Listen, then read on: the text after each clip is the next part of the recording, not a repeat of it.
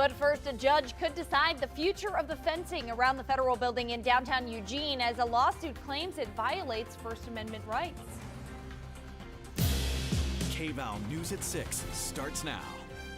Good evening. Thanks for joining us tonight. I'm Brandon Cameraman. And I'm Kendall Bartley. Now, that fence surrounding the federal building in downtown Eugene, it's at the center of a federal lawsuit. That lawsuit, filed by the Civil Liberties Defense Center, claims the fence violates free speech and is seeking preliminary injunction to have it removed. The federal judge overseeing the lawsuit toured the federal building earlier today, and that's where we find KVAL's Gold Meadows, who has been in the courtroom since the start of the hearing. Gold, when do we hope to get a decision in this case? Well, they're hoping to get a cue about Monday, and that's when the judges said he expects to make his decision after they talk more about the tour he had today. The tour was throughout the building, and he looked at the locks and the gates, and he looked at ramps and even the perimeter of the building, and he said it's because this case is a matter of great public interest, so that fact-finding in person is vital to deciding the case. Now, the fencing was installed at the building in late April after January 30th protest against ICE activities in the city turned contentious. That protest happened outside the federal building, leading to a clash between federal agents and protesters. Windows were broken and federal officers deployed tear gas into the crowd.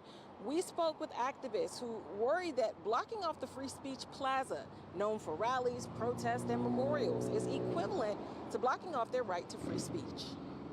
And this fencing, which may at first glance may not seem like a big deal, is a first step of an erosion of rights, including free speech. But even people who would disagree with my position on the current administration ought to be concerned about the erosion of rights and the government having the ability to control where you can speak, what you can speak, and what repercussions might occur when you speak.